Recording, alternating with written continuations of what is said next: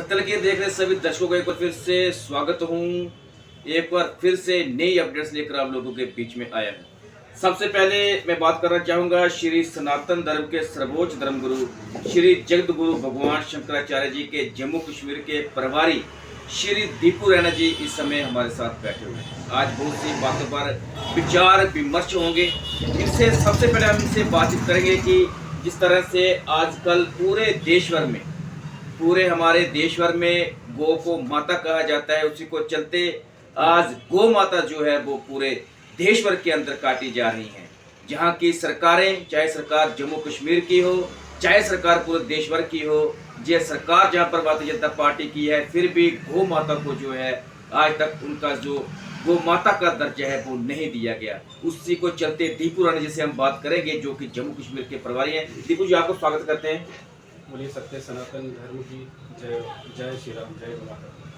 सबसे पहले आपका बहुत बहुत साधुवाद दीजिए। आज आपने मुझे यहाँ इन्वाइट किया इस अपने आर एस इस कॉलोनी में हमारे इस 2% आंदोलन को लेकर जो मुहिम पूरे भारतवर्ष में हमारे चतुष्पीठाधीश्वर हमारे जगत गुरु शंकराचार्य भगवानों ने छेड़ी हुई है, गौ माता को राष्ट्रमाता का दर्जा प्रदान हो, उसी मुहिम को लेकर क्योंकि भगवान शंकराचार्य जी ने हमें भी यहाँ पे दायित्व दिए जम्मू कश्मीर का, तो इसी मुहिम को लेकर आज हम आपके बीच में भी उपस्थित हुए, तो आपका बहुत बहुत साधुवाद। जैसे कि आप जानते हैं कि गौ प्रतिष्ठा आंदोलन को लेकर, गौ माता राष्ट्रमाता को लेकर आप पूरे भारतवर्ष की ये मुहिम छिड़ी हुई है कि गौ माता राष्ट्रमाता घोषित हो।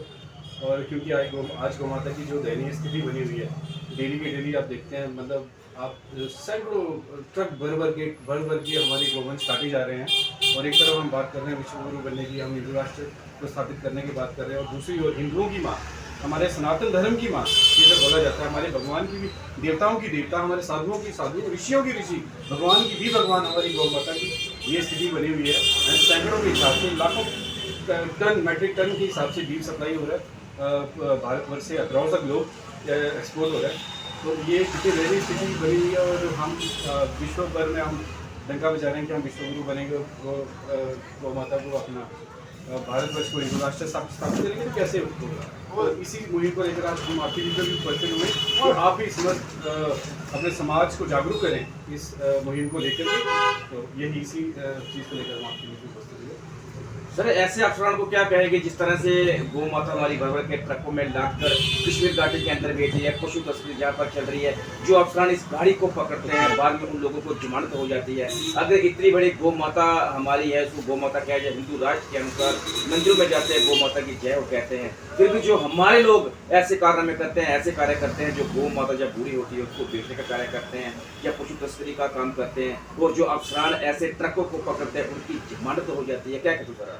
देखिए, बिल्कुल वाजिब सवाल किया आपने। आप कह रहे हैं कि ट्रकों की वो छोड़ दिया जाता है, जमानत दी जाती है, लेकिन हम अपनी एडमिनिस्ट्रेशन को भी क्या कह सकते हैं। आपको ज्ञात होगा कि 370 टूटने से पहले जम्मू कश्मीर में आरपीसी एक्टिव था, रिमील कार्मिक कोड। उस आरपीसी के तहत गौ माता को लीगली हम स्ट्रॉन्ग थे। गौ माता की कोई तस्करी करता था या वो करता था, करते तब भी थे, हम ये नहीं मना कर रहे कि नहीं होता था, तब भी होता था, लेकिन तब हम लीगली स्ट्रॉन्ग थे। अगर हम थाने में जाते थे, पर्चा कटवाते थे, तो पर्चा लगता था। क्यों? क्योंकि आरपीसी के तहत उसको 10 साल की सजा थी, जो कोशिश नहीं करेगा। लेकिन आप जानते हैं कि 370 जैसे टूटा, हम ये नहीं कहते 370 टूटना गलत हुआ, बहुत अच्छा हुआ, भाजपा ने ये बहुत अच्छा किया, लेकिन 370 टूटने के साथ साथ वो जो क्लॉज रिटेन रखना था गौ माता के प्रति, वो क्लॉज भी कहीं ना कहीं टूट गया। तो हमारा यही दुख है कि वो जो आर्टिकल को सस्टेन रखना चाहिए था, भाजपा को रिटेन रखना चाहिए था, वो टूट गया। आज आप गौ माता कैसे पकड़ सकते हो? ट्रकों को आप पकड़ोगे, ठीक है, बचाओगे, जो भी कैसे भी करके, लेकिन लीगली आज हम वीक हो चुके हैं। आज वही जब रिपोर्ट जाए, वो रिपोर्टिंग दर्ज होगी पहला नंबर, तो अगर रिपोर्ट दर्ज भी होता है तो वो कोर्ट से अपनी बेल करवा देंगे, क्योंकि वो कानून ही नहीं है, तो इसमें एडमिनिस्ट्रेशन क्या कर सकती है। तो इसी संदर्भ में हमारा था कि जो वर्तमान की केंद्र सरकार है वो कानून फिर से लागू करे। जो 370 टूटने पर वो टूट गया, वो कानून फिर से है, फिर हम लीगली स्ट्रांग होंगे, और फिर ये सब तस्करी और ये सब रुक पाएगा। तो यही है सर। गौ माता के लिए आप लोगों ने मुहिम शेयर रखी है, पूरे देश भर में मुहिम शेयर रखी है। केंद्र के अंदर अगर बात करें, भाजपा सरकार है, भाजपा ने जो लोगों से वायदे किए थे कि जब हमारी सरकार आएगी तो अयोध्या मंदिर भी बनेगा, तो आखिर इतनी देरी क्यों हो रही है? तो जैसा कि आपने बोला कि इतना विलंब क्यों हो रहा है, तो यही हमारी तो दुविधा का कारण है, क्योंकि हमारे माननीय मोदी जी ने 2013 में कहा था कि पिंक रेवोल्यूशन देखकर उनका मन बड़ा व्यथित हो रहा है। मतलब पिंक रेवोल्यूशन मतलब गाय का रक्त देखकर उन्हें बड़ा हमने यही तो सोचकर उनको उस कुर्सी पर बिठाया था। लेकिन आप विश्वास करें कि 2014 से पहले जब कांग्रेस थी, कांग्रेस को हमने क्यों बुलाया? इसीलिए कि वो हमारे सनातन मान हिंदुओं का तिरस्कार कर रही थी, हमारी गौ माता का तिरस्कार कर रही थी। तभी जो भारतवर्ष का क्रॉस लोग 8वें 9वें नंबर पे था बीफ एक्सपोर्टेशन में। लेकिन जो हमारे माननीय प्रधानमंत्री जी मोदी जी ये कहते थे कि पिंक रेवोल्यूशन को देखिए मेरा मन बड़ा व्यतीत होता है, आपका होता है या नहीं होता मुझे बर्दाश्त नहीं हो रहा। तो वही भाजपा सरकार ने केंद्र में आने के बाद 2014 में आने के बाद जो 8वें 9वें नंबर पे बीफ एक्सपोर्टेशन होता रहा अक्रॉस द ग्लोब, वही बीफ एक्सपोर्टेशन में भारत गौमांस निर्यात में भारत आज नंबर 2 पे पहुंच चुका है। मतलब आप मान के चलें नंबर 2 पे पहुंच चुका है। और भारत, हम रोज अपने बोला था मंदिरों में जाके ये कहते भी हैं कि गौ माता राष्ट्र माता विष्णु, लेकिन मंदिरों में हम सुबह शाम जाते हैं, आरती में गाते हैं धर्म की जय हो, धर्म का विनाश हो, प्राणियों में सद्भावना हो, विश्व का कल्याण हो, भारतवर्ष महान हो, गौ माता की जय हो, गौ हत्या बंद हो। गौ माता की जय हो, गौ हत्या बंद हो, सुबह शाम हम आरती में जाके गाते हैं। लेकिन हम इतने क्यों हम इस चीज को इग्नोर कर रहे हैं, इस चीज को अनदेखा कर रहे हैं कि रोज सुबह सूर्य उदय होने से पहले भारतवर्ष में 1 से 1.5 लाख गाय काटी जाती है। जिस भारत देश में हमारे सनातन धर्म की माँ, हमारे भगवान की भी भगवान, जो सनातन धर्म का मूल है, जिस गाय को लेकर ही हम हिंदू हैं। गाय है तो हम हिंदू हैं। क्यों? क्योंकि हम हिंदुओं का, अगर हम बोले कि हमने टीका लगाया हुआ है तो हम हिंदू हैं, हमने चोटी धारण की है तो हम हिंदू हैं। ये कोई भी कर सकता है, जो दूसरी कम्युनिटी के लोग हैं वो भी कर सकते हैं हमें बेवकूफ बनाने के लिए। लेकिन एक मूल कारण जो हमें हिंदू होने पे स्थापित हमारी हिंदुत्व को स्थापना करता है वो है गौ माता। क्यों? क्योंकि गौ का मतलब गाय से मतलब हमारा गोत्र क्या है। हम गोत्र हमारा कब तक जीवित है? जब तक गाय जीवित है। गोत्र का मतलब ही होता है गो प्लस त्र। गो का मतलब होता है गौ माता और त्र का मतलब होता है गौ माता की रक्षा करने वाला। हमारे ऋषि मुनि जो होते थे वो गौ माता की रक्षा करते थे, तभी हमारा गोत्र उनके नाम से पड़ा। अगर राकेश जी मैं आपसे पूछूं कि आपका गोत्र क्या है तो आप बताएंगे मुझे? क्या गोत्र आपका? मेरा गोत्र पराशर। आपका गोत्र पराशर है। मान्यवर, आप विश्वास करें कि आप ऋषि पराशर की संतान है। ऋषि पराशर जी का आपके अंदर खून है। मतलब आपका परम दायित्व है गौ माता की रक्षा करना। अगर आप अपने गौ माता की रक्षा नहीं कर रहे, दैट मीन्स कि आप अपने गोत्र की रक्षा नहीं कर रहे, जो ऋषि मुनि द्वारा प्रदान किया गया आपको, उनके नाम से आप। तो हम अपने गोत्र की रक्षा कहाँ कर रहे हैं? हम अपनी गौ माता की रक्षा कहाँ कर रहे हैं? ट्रक भर के आप सांबा जाइए, कठुआ जाइए, यहाँ से अभी रात को आप 1 बजे 2 बजे जाके रिपोर्टिंग करिए। वहां पे हमारे लड़के देखिए, वहां पे सनातन गौ रक्षा दल के सब अलग अलग संगठनों से कैसे उनके पीछे मगर लगते हैं, उनके पीछे दौड़ते हैं, भागते हैं। लेकिन फायदा क्या होता है? अल्टीमेटली कानून नहीं है। तो हम कैसा हिंदू राष्ट्र बना रहे हैं, हम कैसा विश्वगुरु बन रहे हैं? हमारी गौ माता, हमारे सनातन धर्म की माँ अगर ये हालत है तो हम कैसे विश्वगुरु बनेंगे? क्या होगा? देखो जी, बात करते हैं जिस तरह से जम्मू कश्मीर के 28 विधायक हैं, क्या आप इनसे मिले? कोई इनके ओर से आपको कोई कोऑपरेट मिल रहा है? ये चाहते हैं कि जल्द से जल्द जो है इस मसले को हल करना चाहिए और हमारी गौ माता को जो है वो राष्ट्रीय माता का दर्जा देना चाहिए।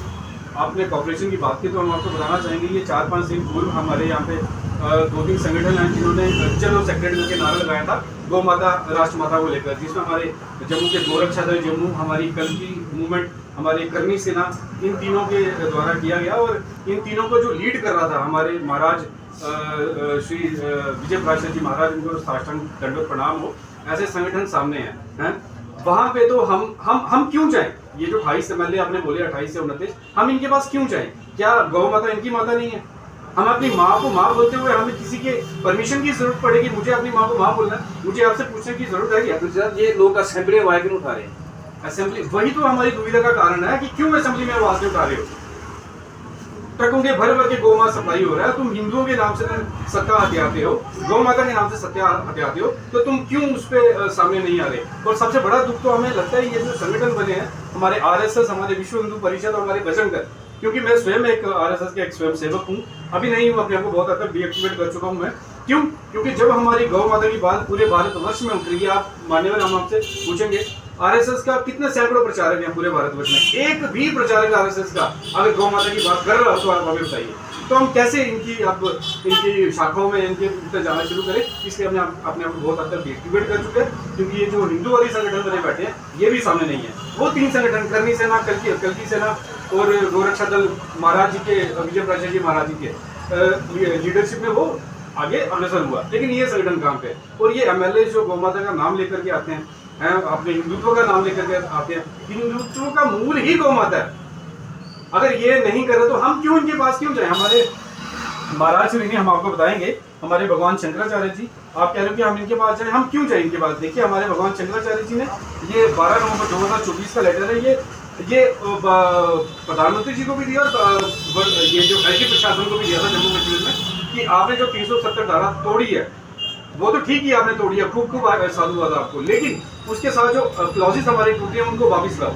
जो क्लॉजेस, जिन क्लॉजेस की वजह से हमारा गौ रक्षा का कानून वो था स्थापित था, 10 साल की सजा दी थी इसमें। इस तरह से जम्मू कश्मीर के अंदर से 370 को हटाया गया, उससे जो कुछ नियम थे जो गौ माता के प्रति रखे गए थे, लेकिन 370 हटने के बाद उन नियमों में बदलाव आया है। पहले 10 साल की सजा थी, तो अब क्या क्या गुजरा? वही तो हम मेन परेशानी की बात है कि पहले आरपीसी के तहत 370 में 10 साल की सजा थी जो ये गौ तस्कर होते थे, लेकिन वो 370 ऐसा टूटा कि वो कानून भी टूट गया। 370 इसका बहुत अच्छा किया भाजपा ने, लेकिन जो क्लॉज सस्टेन करना चाहिए था वो भी टूट गया। उसी वजह से आज हम लीगली बहुत वीक हो चुके हैं। ये हमारे परमाराध्य भगवान शंकराचार्य जी ने पिछले वर्ष ये 12 नवंबर 2024 को देख सकते हैं आप, जम्मू कश्मीर की सरकार को एवं प्रधानमंत्री साहब को ये मेमोरेंडम दिया था कि भैया हमें ये क्लॉज वापिस लाओ जम्मू कश्मीर में जो 370 में था, ताकि हम गौ माता के प्रति जो कानून था 10 साल की सजा का वो वापस सस्टेन हो जाए। लेकिन अभी तक इसका भी कोई जवाब नहीं है। और आप कह रहे हैं कि हम जाके एमएलएम से मिले या प्रधानमंत्री जी से मिले,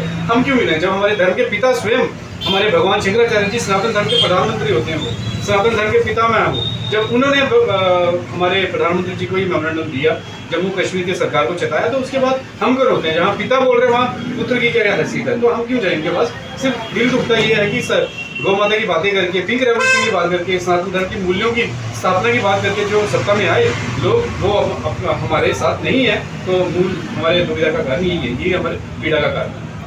दीपू जी, आएगा सोशल मीडिया का जमाना, जिस तरह से हम भी बहुत से कवरेज करते हैं, लेकिन हमने कभी साधु संत समाज के मुख से भी नहीं सुना कि ऐसे जो कारनामे हो रहे हैं, ऐसे पैना हरकतें जो चल रही है, गौ माता को बचाना चाहिए। साधु संत समाज भी क्या आपको लगता है कि उनको भी प्रदर्शन करना चाहिए, उनको भी अपनी बातें रखनी चाहिए? देखो मान्यवर, अपने बड़ा में वो कहते हैं ना कि आपने दिल की तारी छेड़ दी हमारी, कि यही हमारे दुविधा का सबसे बड़ा कारण है। हम आरएसएस वीएचपी बजरंग दल वालों को क्या बोले, वो तो चलो फिर सरकारी हो भी सकते हैं, लेकिन हमारे जी ये जो साधु संत समाज है इनको नहीं पता क्या गौ माता का क्या महत्व है हमारे सनातन धर्म में।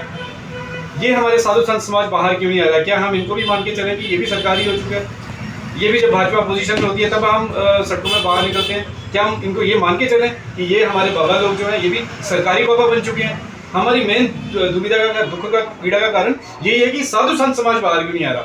जिस दिन साधु संत समाज बाहर आ गया, ये जो संगठन है ना जिसमें आरएसएस वीएचपी बजरंग दल जैसे संगठन है, ये अपने आप उनके साथ साथ आएंगे। और जिस दिन हमारा ये साधु संत समाज बाहर सड़कों पे आ गया, विश्वास करें आप 24 घंटे के अंदर अंदर गौ माता राष्ट्रमाता पूरे भारतवर्ष में हो जाएगी।